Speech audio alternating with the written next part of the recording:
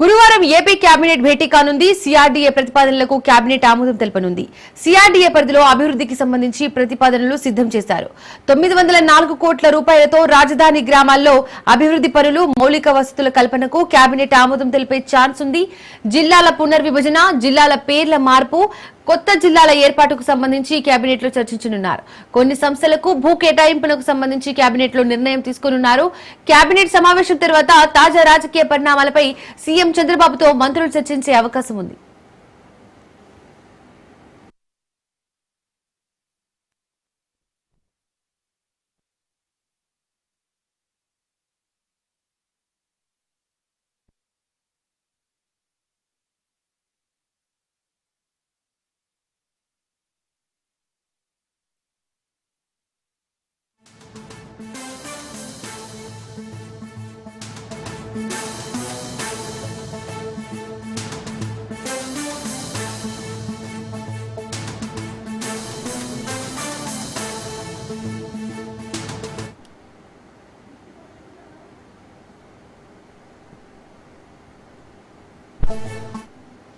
ఇవాళ AP cabinet భేటీ కానుంది. CRDA ప్రతిపాదనలకు cabinet ఆమోదం తెలపనుంది. సిఆర్డీఏ పరిధిలో అభివృద్ధికి సంబంధించి ప్రతిపాదనలను సిద్ధం చేశారు. 904 కోట్ల రూపాయలతో రాజధాని గ్రామాల్లో అభివృద్ధి పనులు, మౌలిక వసతుల కల్పనకు కేబినెట్ ఆమోదం తెలిపే ఛాన్స్ ఉంది. జిల్లాల పునర్విభజన, జిల్లాల పేర్ల మార్పు, కొత్త జిల్లాల ఏర్పాటుకు సంబంధించి కేబినెట్ లో చర్చించనున్నారు. కొన్ని సంస్థలకు భూ కేటాయింపులకు సంబంధించి కేబినెట్ లో నిర్ణయం తీసుకున్నారు. కేబినెట్ సమావేశం తర్వాత తాజా రాజకీయ పరిణామాలపై సీఎం చంద్రబాబుతో మంత్రులు చర్చించే అవకాశం ఉంది.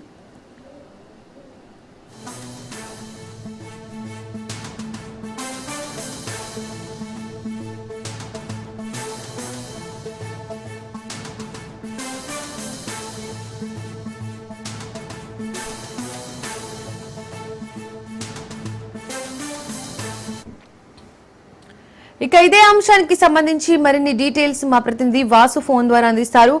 వాసు, ఏపీ కేబినెట్ సమావేశానికి సంబంధించి డీటెయిల్స్ ఏంటి? Good morning Deepika. నేడు 11 గంటలకు ఏపీ కేబినెట్ సమావేశం ప్రారంభం కానుంది. అయితే ఈ కేబినెట్ అత్యంత కీలకంగా ఉంటుందని చెప్పేసి మాత్రం ఉప మంత్రివర్గం అభిప్రాయం వ్యక్తం చేస్తుంది. గతంలో పోల్చుకుంటే కనుక ఇప్పటి వరకు జరిగిన కేబినెట్ సమావేశాలు కూడా భిన్నంగా ఉండే పరిస్థితి కనిపిస్తుంది. అలాగే ఇప్పటి వరకు ఏదైతే అమరావతి ప్రాంతంలో సిఆర్డీఏ ప్రతిపాదనలు ఆమోదించిందో ఈ ఆమోదనలన్నిటికీ కూడా ఏపీ కేబినెట్ ప్రస్తుతం దానికి గ్రీన్ సిగ్నల్ ఇవ్వనుంది. ఇదే కాకుండా కూడా పలు ప్రతిపాదనలు ఏదైతే ఇక్కడికి మనకి వరల్డ్ బ్యాంక్ నుంచి ఇతర బ్యాంకుల నుంచి కూడా పెట్టుబడులు పెట్టేందుకు ఈ సమీకరించేందుకు కూడా కొంత మేర ఇప్పటికే 3 రోజుల క్రితం సమావేశం జరిగింది. ఈ సమావేశంలో కూడా ఏ సంస్థలు అయితే ముందుకు వచ్చాయో ఆ సంస్థలకి దానికి సంబంధించిన రుణాల మంజూరుకు కూడా కేబినెట్ ఆమోదం కలుపుతుంది. అట్లాగే 940 కోట్లతో రాజధాని ప్రాంతాల్లో కూడా అభివృద్ధి పనులు, మౌలిక వసతుల కల్పనకు కేబినెట్ ఈ రోజు ఆమోదం తెలిపే పరిస్థితి కూడా కనిపిస్తుంది. మనం మరొక రకంగా చూసుకుంటే కనుక ఇప్పటి వరకు కూడా అంటే ఆంధ్రప్రదేశ్ లో 13 జిల్లాలు ఉన్నాయి. ఈ 13 జిల్లాలు కూడా మరికొన్ని జిల్లాలుగా పునర్విభజన జరిగిన తర్వాత జిల్లాల మార్పు చేయాలని చెప్పేసి కూడా గత 5 సంవత్సరాల నుంచి కూడా దానికి సంబంధించిన న్యాయ నిపుణులు కానివ్వండి, దానికి సంబంధించిన ఆ జిల్లాల వారీగా సంబంధించిన రాజకీయ నాయకులు కానివ్వండి, వీటందరూ కూడా కొన్ని మార్పులు తీసుకురావాలని చెప్పేసి, అదే గ్రామాల పేర్లు మార్చాలి, కొన్ని గ్రామాలను ఇతర మండలాల్లో కలపాలని చెప్పేసి ప్రతిపాదనలు పెట్టారు. ఈ ప్రతిపాదనలకు ఒక 15 రోజుల క్రితం కూడా ఈ సబ్ కమిటీ ప్రత్యేకంగా ఒక సమావేశాన్ని ఏర్పాటు చేసింది. ఈ సమావేశంలో చాలా మంది కూడా ఈ ఫలానా గ్రామాన్ని కూడా మండలాల్లో చేర్చాలి, ఈ మండలాలు కూడా పేర్లు మార్చాలని చెప్పేసి ప్రతిపాదన తీసుకొచ్చారు. ఈ ప్రతిపాదనలన్నింటినీ కూడా చర్చించేందుకు సబ్ కమిటీ ఏర్పాటు చేశారు. ఆ సబ్ కమిటీ నివేదిక కూడా ఈ రోజు ఇవ్వనుంది.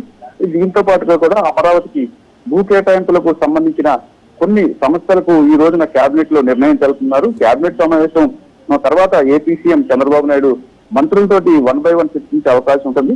దీంతో పాటుగా కూడా అంటే నిన్న కేంద్ర ప్రధాన కార్యదర్శి ఆంధ్రప్రదేశ్ లో జరుగుతున్న నేరాలు, దానికి సంబంధించిన విట్నెస్ అంటే ఎవిడెన్స్ యాక్ట్ ను ఎంతవరకు అమలు చేస్తారు అంటే దీని ప్రకారం అయితే కనుక మనకి బిఎన్ఎస్ యాక్ట్, భారత్ సంచార నిగమ చట్టాన్ని క్షుణ్ణంగా అమలు చేస్తున్నారా, దానికి సంబంధించిన ఎవిడెన్స్ యాక్ట్ కూడా చేస్తున్నారా, దీనిపైన కూడా ప్రత్యేకంగా కేంద్ర హోంశాఖ మన ప్రిన్సిపల్ సెక్రటరీ తోటి అలాగే డీజీపీ తోటి కూడా నిన్న 3 గంటల పాటు ప్రత్యేక సమావేశం ఏర్పాటు చేశారు. ఈ సమావేశంలో డిజిటలైజ్ విధానం అంటే వీడియోగ్రఫీ ద్వారా పలు సమాచారాన్ని కూడా తీసుకున్నారు. దీనిపైన కూడా ఈ రోజున కేబినెట్ లో చర్చించే అవకాశం ఉంది.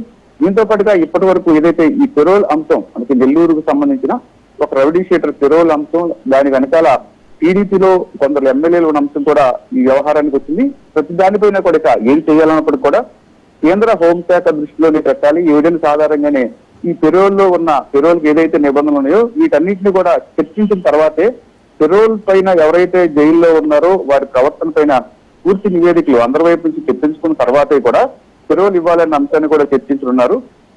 అయితే ఇదే విషయానికి సంబంధించుకుని అంటే గతంలో ఏదైతే మంత్రులు ఎవరితో పడితే వాళ్ళతో ఫోటోలు దిక్కుండా కొంత నియంత్రించాల్సిన అవసరం ఉంది. అంటే ఈ నేపథ్యం చూసుకుంటే కనుక కొన్ని ఫోటోలు అంటే మంత్రులతోటి ఎమ్మెల్యేలతో దిగిన ఫోటోలు వైరల్ గా మారుతున్నాయి. దీనిపైన కూడా ఒక నివేదిక ఎవరైతే మంత్రుల్ని ఎమ్మెల్యేలని కలవడానికి వచ్చారో ప్రోటోకాల్ విధానంలో కలవాలి, వారు ఎందుకు కలుస్తున్నారు, దేని గురించి కలుస్తున్నారు, అంటే స్థానిక సమస్యలు ఉన్నాయా, వీటన్నిటిని కూడా క్రమబద్ధీకరించాలని చెప్పేసి ఏపీ సీఎం చంద్రబాబు నాయుడు తెలియజేయడం కూడా జరిగింది. దీంతో పాటుగా ఇప్పటి వరకు మనకి ఎర్రచందనం స్మగ్లింగ్ పైన కూడా ప్రత్యేక నిఘా పెట్టనున్నారు. దీనికోసం కొత్తగా కూడా ఒక టాస్క్ ఫోర్స్ ఏర్పాటు చేయనున్నారు. దీనికోసం ఉప ముఖ్యమంత్రి పవన్ కళ్యాణ్ తో పాటుగా ఒక కేబినెట్ సబ్ కమిటీ కూడా ఏర్పాటు చేయనున్నారు. ఈ కేబినెట్ సబ్ కమిటీలో ఇప్పటివరకు మనకి ఎర్రచందనం నిల్వలు ఎక్కువగా ఉన్నాయి. ఈ నిల్వల్ని ఇతర దేశాలకి కానీ ఇతర ప్రాంతాలకు కానీ విక్రయించి దాని ద్వారా కూడా ధనాన్ని అర్జించేందుకు కూడా ఈ కేబినెట్ పైన ఒక నిర్ణయం తీసుకున్నారు.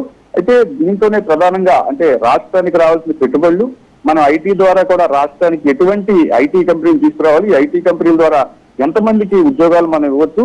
దీంతో పాటుగా నవంబర్ నెలలో కూడా విశాఖపట్నంలో ఐటీ కారిడార్ ఏర్పాటు చేసిన నేపథ్యంలో కూడా విశాఖపట్నంలో నవంబర్ నెలలో ఒక పెద్ద కాన్ఫరెన్స్ నిర్వహించున్నారు. అంటే అంతర్జాతీయ ఐటీ నిపుణులు, అంతర్జాతీయ ఈ ఐటీ రంగ పెట్టుబడులు పెట్టేవాళ్ళు ఎవరైతే ఉంటారో దానిపైన కూడా నిర్వహించున్నారు. దానికి ఇప్పటి నుంచి 3 నెలల ముందు నుంచి కసరత్తు చేయాలి. ఎవరెవరైతే ఈ ఐటీ రంగంలో నిపుణులు ఉన్నారో జాతీయంగా అంతర్జాతీయంగా కూడా వాళ్ళందరినీ తీసుకొచ్చి ఇక్కడ ఒక కమిటీ నిర్వహించాలి. దీనిపైన కూడా నిరుద్యోగ సమస్య నిర్మూలించాలని చెప్పేసి ఏపీ సీఎం చంద్రబాబు నాయుడు తెలియజేశారు. అంటే అత్యంత కీలకంగా అంటే ఆంధ్ర రాష్ట్రంలో ఉన్న పేదరికాన్ని నిర్మూలించాలని చెప్పేసి P4 అనే ఒక ప్రధానంగా దీన్ని తీసుకురావడం కూడా జరిగింది. పేదరిక నిర్మూలనిస్తేనే రాష్ట్రం అభివృద్ధి చెందుతుందని ఈ P4 నిర్మాణంలో భాగంగా కూడా 3 రోజుల క్రితం ఏపీ సీఎం ఎన్జీఓలతో ప్రత్యేకమైన మీటింగ్ ఏర్పాటు చేశారు. దీన్ని మండలాల వారీగా జిల్లాల వారీగా తీసుకొచ్చి పేదరిక నిర్మూలన కోసం ప్రత్యేకంగా కృషి చేయాలి. దీనికోసం ఎవరైతే స్వతంత్రంగా పేదవారిని దత్తత తీసుకొని ఈ దత్తత తీసుకున్న వారిని సంరక్షిస్తేనే మనం ముందుకు పోవాలను. ఈ పేదరిక నిర్మూలన కోసం కూడా ఈ P4 కార్యక్రమాన్ని ఎలా ప్రజల్లోకి తీసుకెళ్లాలి, ఇప్పటి వరకు P4 పైన ఎటువంటి అభివృద్ధి సాధించాము అన్న అంశాలతో కూడా ఈ రోజు కేబినెట్ జరగనుంది. Right, thank you Vasu.